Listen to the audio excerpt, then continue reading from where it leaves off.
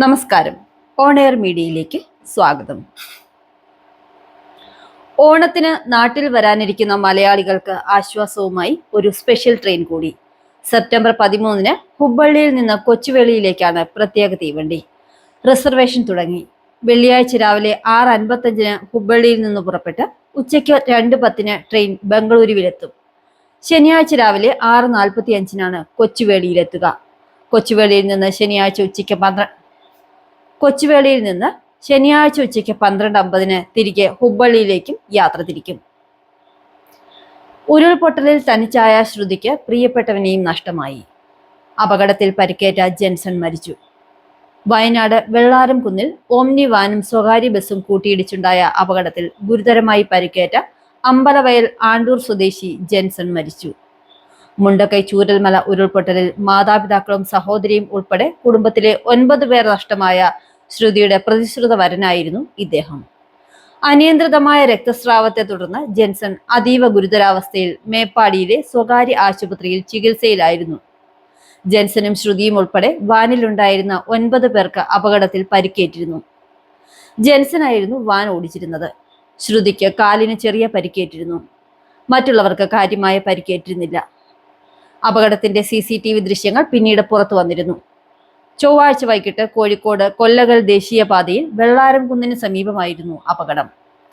ലക്കിടി ഭാഗത്തേക്ക് പോകുകയായിരുന്ന ജെൻസനും കൂട്ടരും സഞ്ചരിച്ചിരുന്ന വാനും കോഴിക്കോട് നിന്ന് സുൽത്താൻ ബത്തേരിയിലേക്ക് വരികയായിരുന്ന ബട്ടർഫ്ലൈ എന്ന ബസ്സുമാണ് കൂട്ടിയിടിച്ചത്. അപകടത്തെ തുടർന്ന് വാനിൽ കുടുങ്ങിയവരെ കൽപ്പറ്റയിൽ നിന്നെത്തിയ അഗ്നിരക്ഷാസേനയും നാട്ടുകാരും ചേർന്ന് വാൻ വെട്ടിപ്പൊളിച്ചാണ് പുറത്തെടുത്തത്. ശ്രുതിയുടെ ബന്ധു ലാവണ്യയ്ക്കും ചൊവ്വാഴ്ചയുണ്ടായ അപകടത്തിൽ പരിക്കേറ്റിരുന്നു. ഉരുൾപൊട്ടലിൽ മാതാപിതാക്കളെയും സഹോദരനെയും ലാവണ്യയ്ക്ക് നഷ്ടമായിരുന്നു. ശ്രുതിയുടെ പിതാവ് ശിവണ്ണയുടെ സഹോദരൻ സിദ്ധരാജിന്റെയും ദിവ്യയുടെയും മകളാണ് ലാവണ്യ. മുഖ്യമന്ത്രി പിണറായി വിജയനോട് 7 ചോദ്യങ്ങളുമായി പ്രതിപക്ഷ നേതാവ് VD സതീശൻ. മുഖ്യമന്ത്രിയുടെ പൊളിറ്റിക്കൽ സെക്രട്ടറിക്കും കേരളത്തിലെ ക്രമസമാധാന ചുമതലയുള്ള ADGPക്കും എതിരെ ഉയർന്ന ഗുരുതര ആരോപണങ്ങൾക്ക് മറുപടി പറയുന്നതിന് പകരം ചരിത്രത്തെ വളച്ചൊടിച്ച് സ്റ്റഡി ക്ലാസ് എടുക്കുകയാണ് മുഖ്യമന്ത്രി ചെയ്യുന്നതെന്ന് പ്രതിപക്ഷ നേതാവ് കുറ്റപ്പെടുത്തി. ആരോപണങ്ങളിൽ മുഖ്യമന്ത്രിയുടെ സ്റ്റഡി ക്ലാസ് അല്ല, കൃത്യമായ മറുപടിയാണ് വേണ്ടതെന്നും VD സതീശൻ പ്രതികരിച്ചു. മുഖ്യമന്ത്രിയുടെ രാഷ്ട്രീയ ദൂതനായിട്ടല്ലേ ADGP MR Ajith Kumar RSS നേതാക്കളെ കണ്ടത്? ADGP MR അജിത് കുമാർ കോവളത്ത് RSS നേതാവ് രാം മാധവുമായി നടത്തിയ കൂടിക്കാഴ്ചയിൽ ആരൊക്കെ പങ്കെടുത്തു? RSS നേതാക്കളെ കണ്ട ADGPയെ മുഖ്യമന്ത്രി എന്തിനു സംരക്ഷിക്കുന്നു? RSS ജനറൽ സെക്രട്ടറി ദത്താത്രേയ ഹൊസബലയെയും രാം മാധവിനെയും 10 ദിവസത്തെ ഇടവേളയിൽ ADGP കണ്ടത് എന്തിനാണെന്ന് മുഖ്യമന്ത്രി വ്യക്തമാക്കണമെന്നും സതീശൻ ആവശ്യപ്പെട്ടു. BJPയെ സഹായിക്കാൻ മുഖ്യമന്ത്രി തന്നെയല്ലേ പൂരം കലക്കിയത്? പൂരം കലക്കി സഹായിച്ചതിന് പ്രത്യുപകാരമായി മാസപ്പടി കേസിലെ വീണയ്ക്കെതിരായ SFIO അന്വേഷണം മരവിപ്പിച്ചുവെന്നും സതീശൻ ആരോപിച്ചു. LDFിലെ ഘടകകക്ഷികളും ADGPക്കെതിരെ നടപടി വേണമെന്ന് പരസ്യമായി ആവശ്യപ്പെട്ടിട്ടും മുഖ്യമന്ത്രി സംരക്ഷിക്കുന്നത് എന്തിനാണ്? 10 ദിവസമായി ഒരു ഇടത് MLA പരസ്യമായി മുഖ്യമന്ത്രിക്കും മുഖ്യമന്ത്രിയുടെ ഓഫീസിനും എതിരെ ഉന്നയിക്കുന്ന ആരോപണങ്ങൾ ശരിയോ തെറ്റോ എന്നും VD സതീശൻ ചോദിച്ചു. പ്രകാശ് ജാവദേക്കറെ കണ്ടതിന്റെ പേരിലല്ലേ EP ജയരാജനെ മുന്നണി കൺവീനർ സ്ഥാനത്ത് നിന്നും ഒഴിവാക്കിയത്? അങ്ങനെയെങ്കിൽ കേരളത്തിലെ BJP ചുമതലയുള്ള പ്രഭാരിയായ ജാവദേക്കറെ 4ഉം 5ഉം തവണ കണ്ടെന്ന് പരസ്യമായി സമ്മതിച്ച മുഖ്യമന്ത്രി പിണറായി വിജയനെയല്ലേ ആദ്യം പുറത്താക്കേണ്ടിയിരുന്നത്? RSS നേതാക്കളെ നിരന്തരം സന്ദർശിച്ച് ചർച്ച നടത്തുന്ന ക്രമസമാധാന ചുമതലയുള്ള ADGPയെ സംരക്ഷിക്കുന്നതിലൂടെ എന്തു സന്ദേശമാണ് മുഖ്യമന്ത്രി പൊതുസമൂഹത്തിന് നൽകുന്നതെന്നും പ്രതിപക്ഷ നേതാവ് ചോദിച്ചു. ഗുജറാത്തിൽ ആശങ്ക ഉയർത്തി അജ്ഞാത രോഗം പടരുന്നു. പനിക്ക് സമാനമായ രീതിയിൽ പടരുന്ന രോഗം ബാധിച്ച് 15 പേർ മരിച്ചു. ഗുജറാത്തിലെ കച്ച് ജില്ലയിലുള്ള ലഖ്പതിലാണ് രോഗം പടരുന്നത്. കഴിഞ്ഞ 8 ദിവസത്തിനിടെയാണ് 15 മരണങ്ങളും സംഭവിച്ചിരിക്കുന്നത്. സെപ്റ്റംബർ 3-നും 7-നും ഇടയിലാണ് 10 മരണങ്ങൾ റിപ്പോർട്ട് ചെയ്തത്. ഇതിനുശേഷം 5 പേർക്ക് കൂടി ജീവൻ നഷ്ടമായി. മരിച്ചവരിൽ കുട്ടികൾ ഉൾപ്പെടെയുണ്ട്.